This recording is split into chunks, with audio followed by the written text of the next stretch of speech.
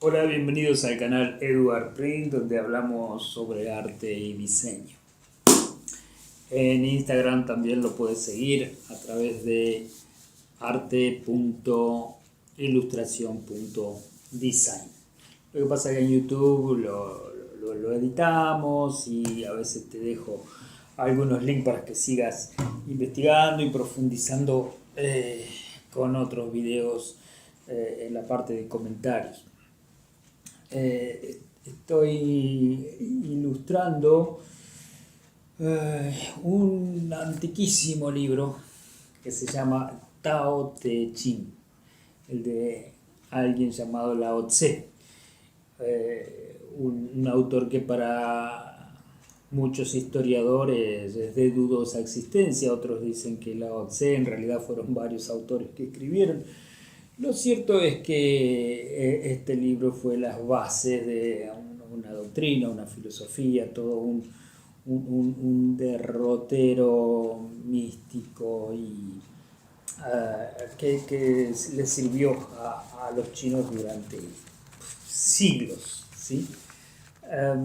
Si uno busca en una librería el Tao Te Ching es pequeñito lo que en cuanto a cantidad de caracteres me refiero, a lo que escribió Lao Tse, porque hizo 81 capítulos que son de una o dos páginas como mucho cada uno, es decir, no se resumen más de 100 páginas el libro. Lo que pasa que a veces encontrás cosas de 700 páginas, 400 páginas, qué sé yo, porque claro, es una cultura oriental y está siempre acompañada de interpretaciones y de gente que ha estudiado y que sabe, entonces te ayuda a meterte en el tema, a interpretar. Si bien son textos muy sencillos, no dejan de ser profundos y ahí está su valor.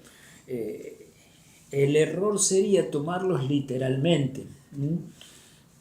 En realidad siempre, para todo lo que es la parte mitológica, incluso todo lo que es parte de historia antigua y de todas las civilizaciones, tomarse las cosas de forma literal es la peor manera de interpretar y de entrarle a los textos para el análisis y el estudio.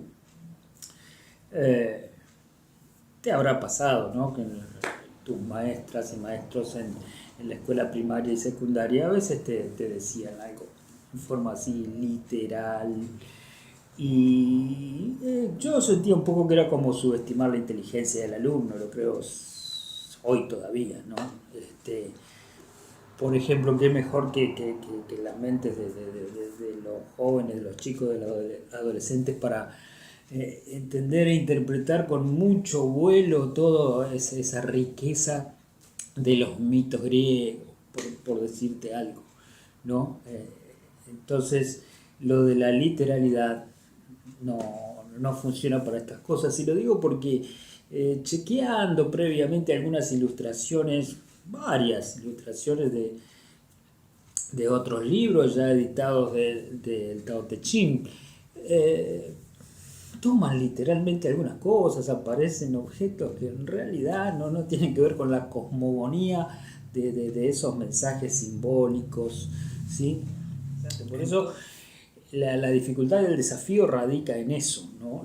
En esa interpretación, en esa semántica, para cómo eso después se vuelca en la gráfica. Y por ahora estoy ensayando más que nada trabajos donde predomina la parte abstracta de las aguadas, las tintas, en fin, ya los vas a ver.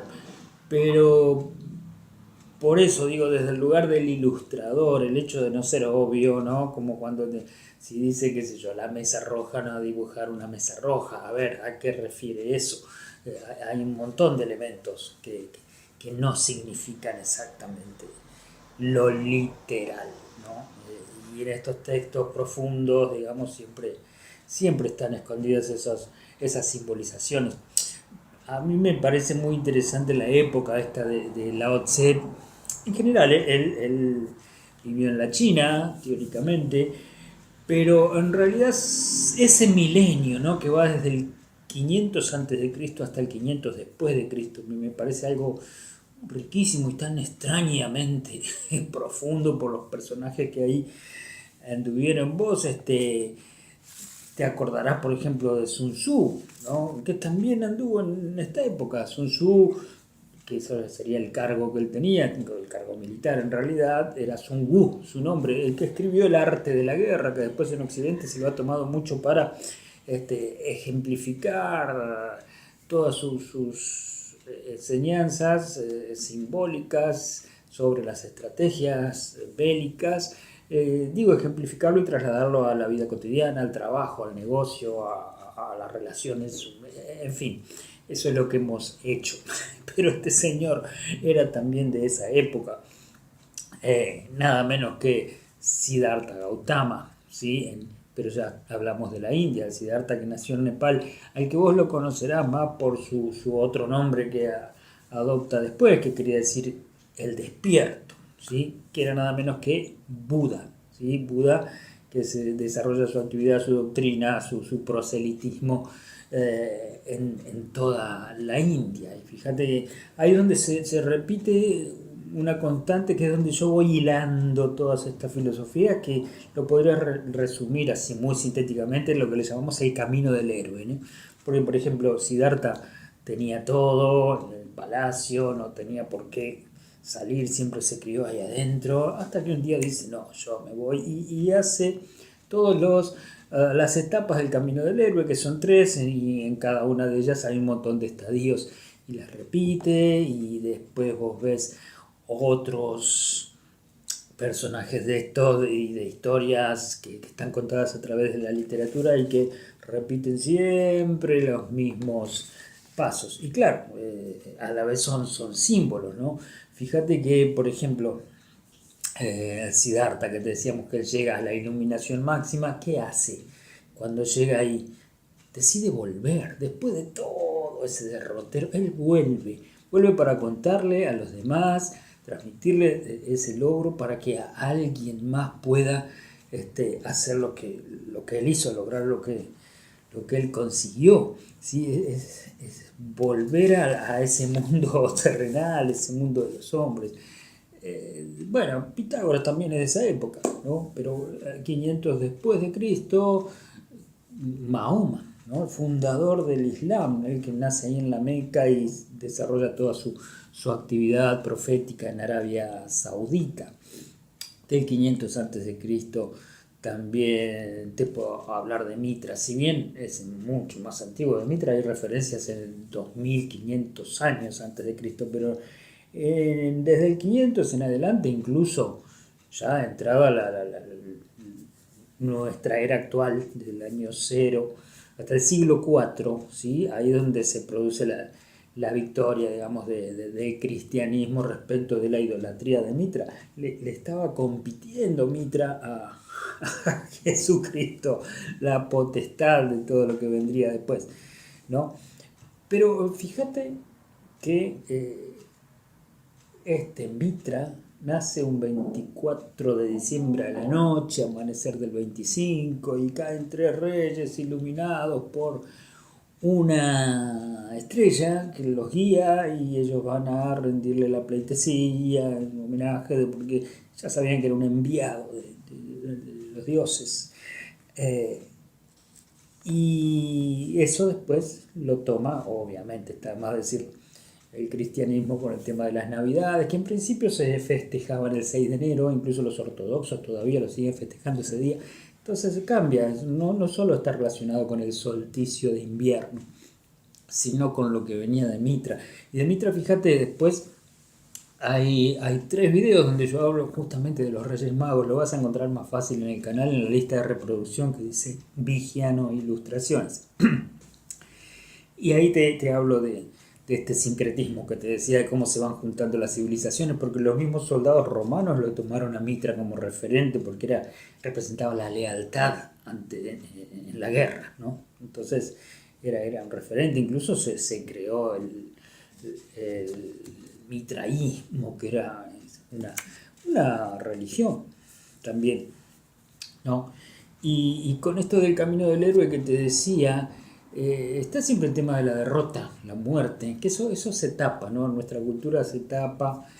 eh, y claro, no es algo literal, o en todo caso es necesario para el renacer. Por ejemplo, si vos haces una encuesta breve entre quienes conoces, así, tus allegados, y decís si alguien escuchó hablar o conoce sobre los trabajos de Hércules, te van a decir que sí, Hércules o Heracles, pero si saben de la muerte de Hércules, la mayoría te va a decir que no, tiene mucha idea.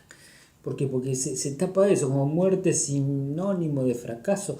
No, muerte es el paso de ese héroe para la construcción de ese mundo nuevo, es esa inmolación, como el Cristo, ¿sí? Que permite después todo eso.